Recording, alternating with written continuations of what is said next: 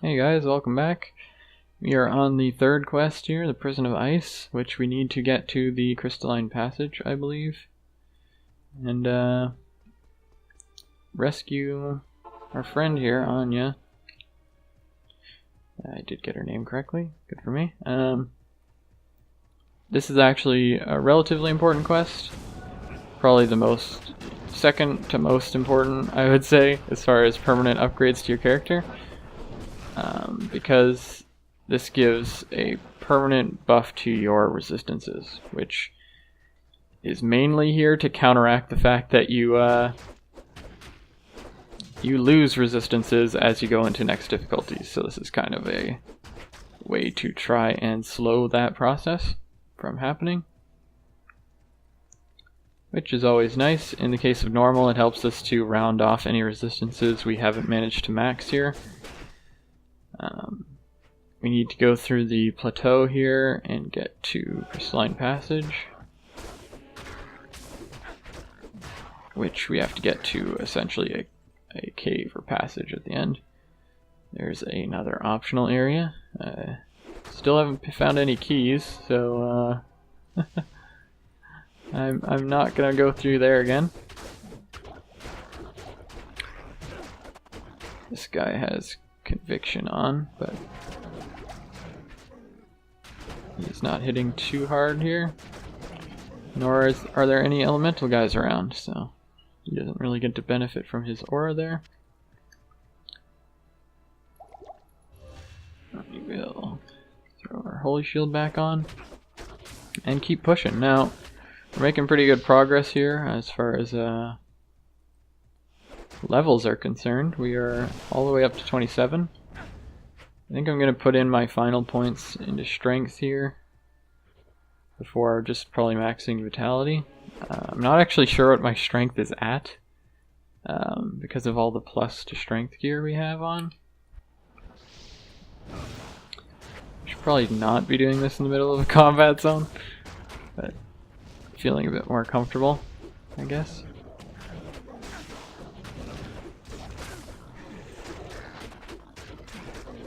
But just leveling up Holy Shield like I mentioned before, because Holy Shield's good. We want probably 5 points in there. We're about to reach that. Then we can start holding on to points potentially for redemption or salvation. Not sure if we need to do that really. I feel like redemption and salvation might only be useful if we go into the later acts or later difficulties. But we'll see. Max stamina is probably not something we're going to be holding on to, but for the time being we can use it.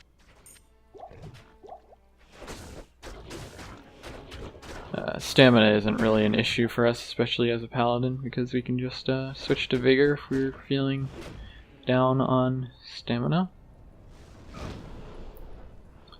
Now, there is a waypoint here. I'll probably want to find it, just for the sake of having it. The entrance to the next zone is just at the end of this, essentially. It's just a relatively straight line. Unlike Act 3, the areas are relatively laid out. You just kind of go in your one direction. Socket sword, no thank you. So, I'll just keep walking here. Hope we walk into the waypoint before we have to circle back, but I'm not going to assume we will. Let's see. 3-socketed high block shield, huh? That might be our Ancient's Pledge. So that might have to happen.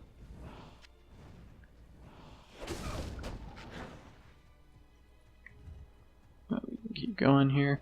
I will mention though that one of the more common strategies for making Ancient's Pledge, especially on a paladin, is to wait until you get a shield that naturally has resistances, which most of the paladin shields do. So you can kind of just combine them together to just get a ton of resistances on one shield, one item, or to be more specific, which kind of saves the rest of your kit to not have to focus on giving you resistances, which is always nice to not have to worry about one stat because you just load it all up on another one. But I don't know if we are in the position that we can just do that. This is Thresh Socket or whatever his name is. It's the named guy that guards the entrance.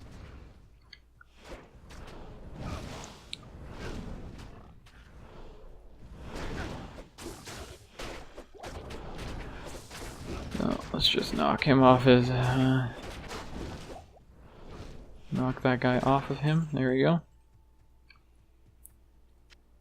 So like I was saying, sometimes people like to, for Paladin characters,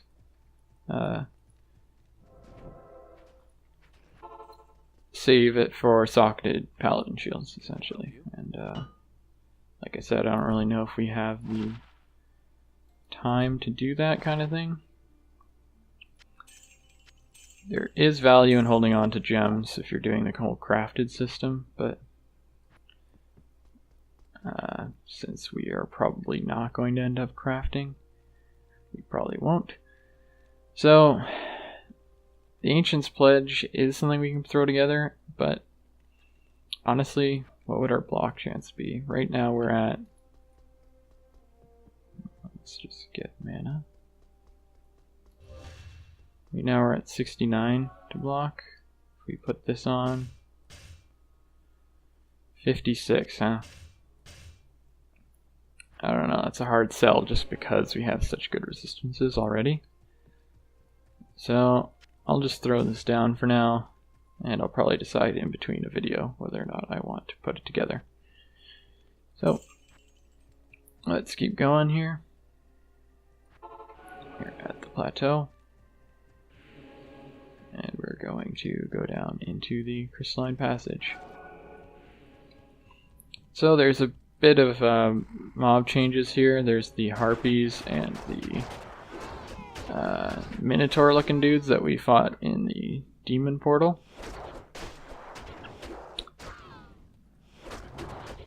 And also these frozen guys who have like an ice breath thing, which can be annoying just because just in general physical classes they don't like they're not fans of getting slowed. But besides that, we'll just keep pressing on here.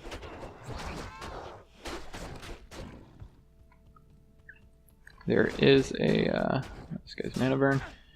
Let's shield up before we go in then. Now these guys, I believe, use double swing, which is a barbarian move. You can kind of see them using it. That's like the wind looking effect. Looks like we separated that guy from the herd. Get our merc in here. So unfortunately we're probably just going to have to basic attack our way out of this one.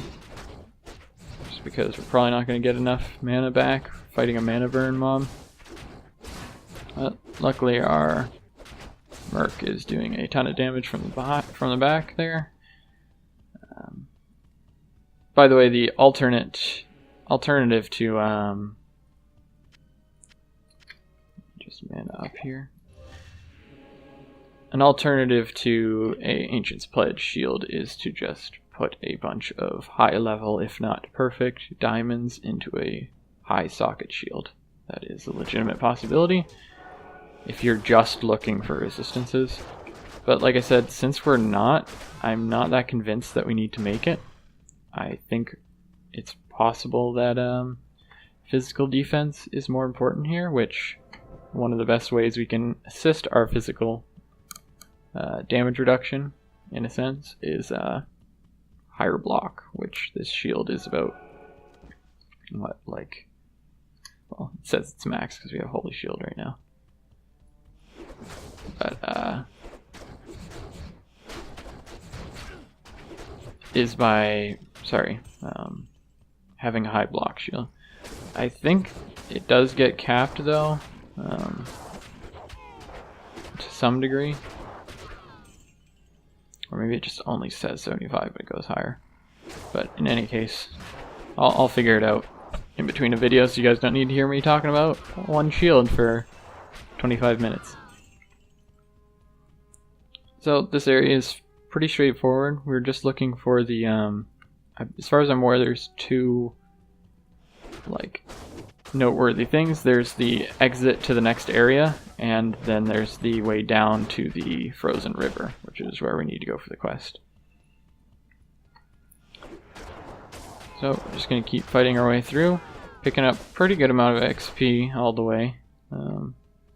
Like I said, I'm feeling pretty confident that we can get to 30 before we fight Bale. Ideally, we could get to 30 before we fight the Ancients. That would be really nice, just to have a better aura for them. But I am not going to hold my breath on that one.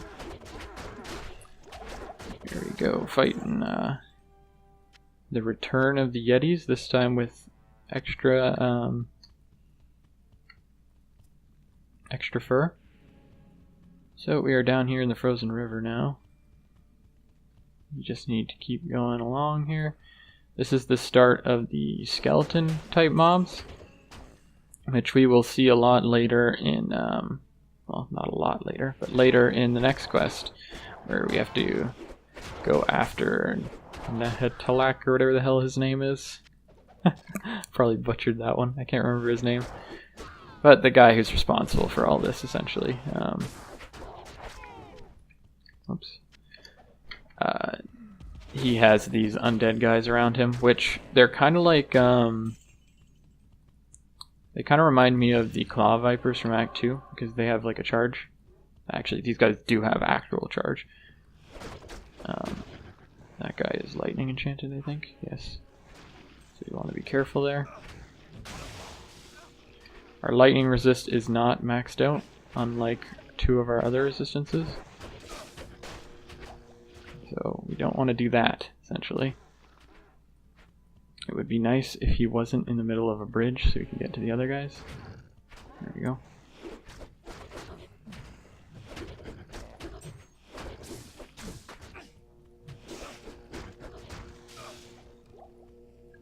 There we go. That was probably a lot closer than I would like.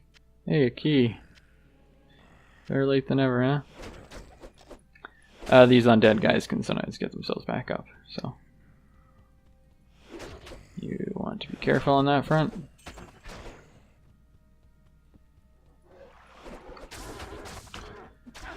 Wait, these big sacks of health over here. The boss mob, the super unique for this zone, is actually one of these guys. Yeti.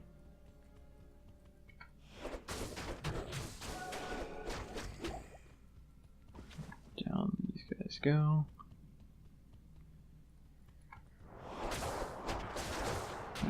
Don't want to get too surrounded here, even though I don't think any of these mobs are actually that dangerous to us. But all these undead could charge in, and if they all potentially hit, that could be dangerous.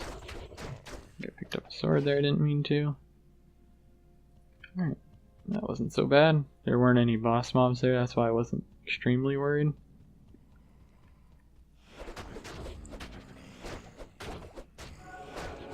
It's nice to actually have literal damage reduction in the form of our helm. Armor's like pseudo damage reduction, and that reduces the amount of times you get hit, but it doesn't actually reduce the damage you take, which is a concept of like armor class in D&D and certain other tabletop games, for those who are familiar with the concept.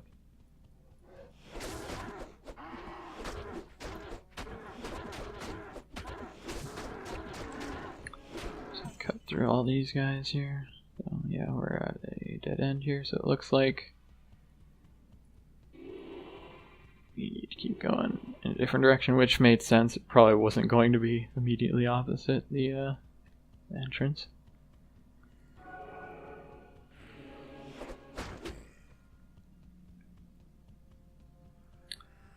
Like I said, we'll know we're in the right spot when there's a boss Yeti mob guy. Or abominable, whatever they're called in this act. those guys down there.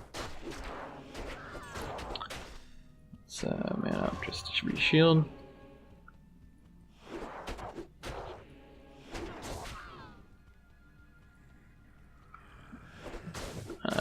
We'll fight a unique one of these Rotwalker guys in the form of Pindle Skin, which is sometimes used for Magic Find runs. He's like he's one of the warm-ups because he's very accessible to kill if you keep the portal open, which you can do by not doing the next quest, essentially.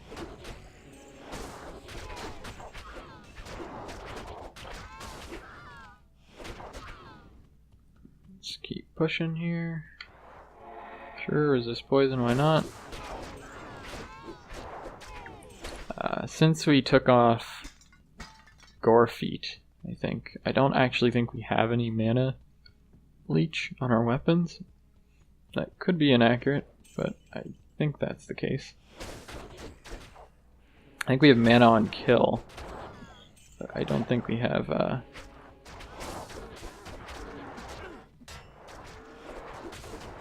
she is cold enchanted, but I don't think we have actual mana burn. Yeah, explosion there isn't too dangerous when you're at max cold resist. I'm just going to go back here to repair our weapon. This is one of the downsides of a Zeal Paladin. You snap your weapon a lot. So that's something you have to get used to. Luckily our weapon isn't very expensive to repair, so not a huge deal. It's also why it is very funny when you get a indestructible weapon, a la Breath of the Dying or a bunch of others. I'm not sure if we spawned that boss mob there. There's the like evil urn and other type. They kind of work like monster shrines from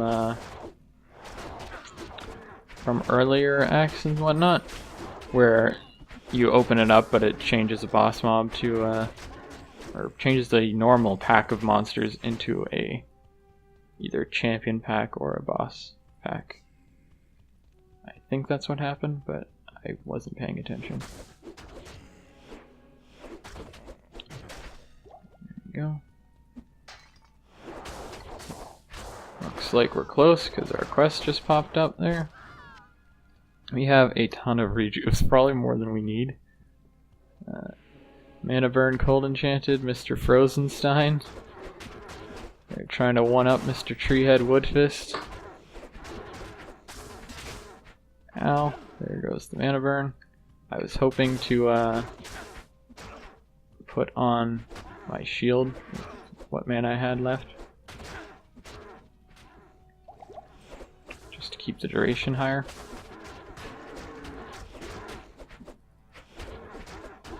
It looks like they're using stun, the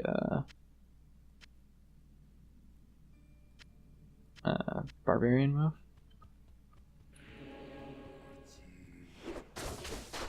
So we come up here, try and clear through these mobs here. Looks like our inventory is full. That is a high damage weapon. The problem is it's only normal speed, so if we switch here. Oh, way to steal my thunder, Merc. I was trying to prove a point. You'll notice how slow we attack. So probably not worth it. But all we need to do here, talk to Anya. She says who does it. We go to Mala. She gives us this potion if we didn't have a full inventory. So all we need to do is come back, talk to her. Hey, we did it! I have way too many rejuve potions. So, there we go. All we need to do is talk to Mala here. Thank you. she gives us a scroll if we actually have the inventory space for it. And as you can see, you use it, boom, 10 extra resist. It's a wonderful thing. So that is that quest done. We need to talk to Anya. She'll give us the next quest. And I'll see you guys then.